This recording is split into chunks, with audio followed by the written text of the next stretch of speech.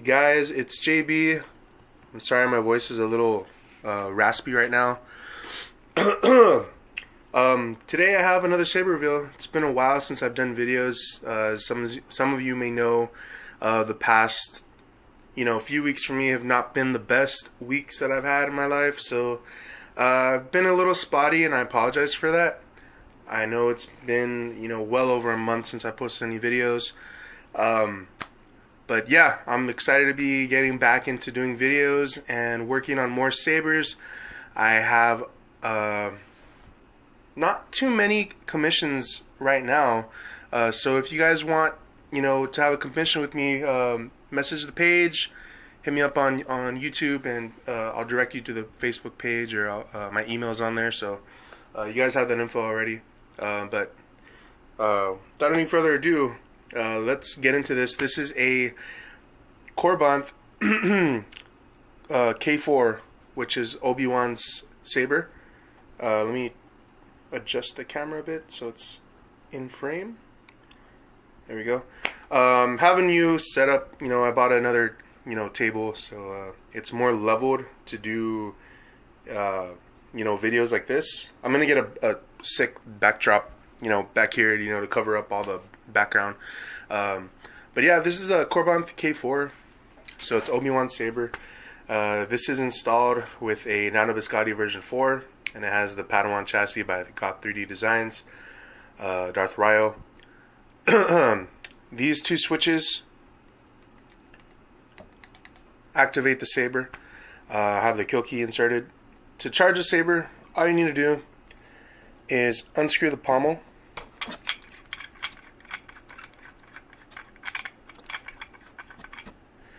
And there's your kill key right there. And hello there. You can pull that out. So this has a New Hope remastered, and it also has Shamim's Sacrifice, and it also has Episode 3 Obi Annie, and I forgot who made that font, I'm sorry. But yeah, so you guys get a good look of everything on this hilt.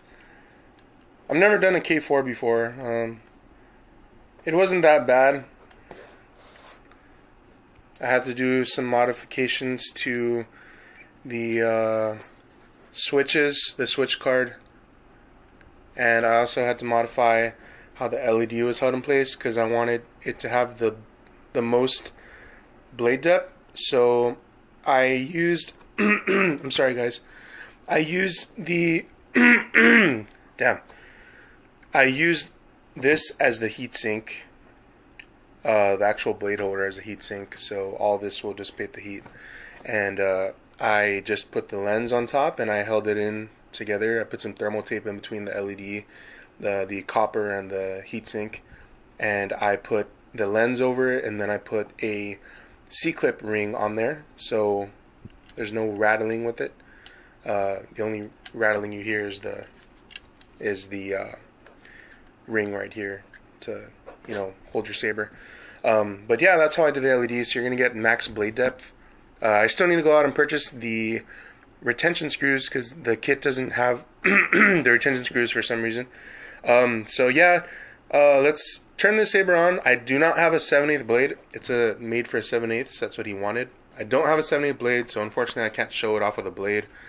So I'm sorry about that. So I'll just show you guys the fonts and the color. It's a royal blue, and the flash on clash color is white. So again, like I said, you can use either or on the switch to activate it, and I'll show you guys that. So I use the bottom switch, and here's the blue. Looks pretty sick.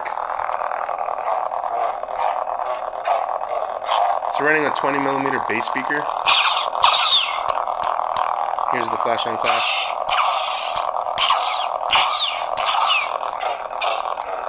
This is episode 3 Obi Annie, by the way.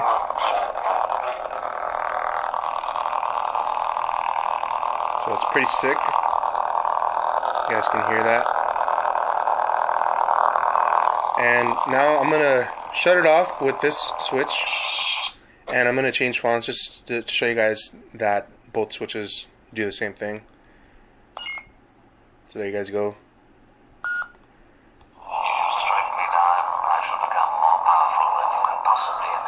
That's Sacrifice by Shameems.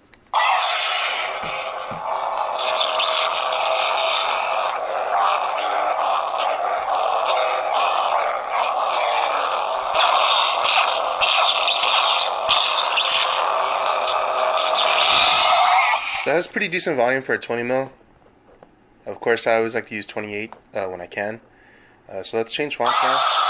Whoops. Change fonts again.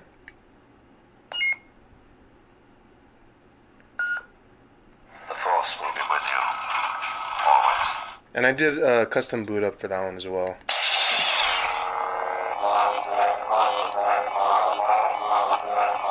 Has perfect motion sensitivity on this one.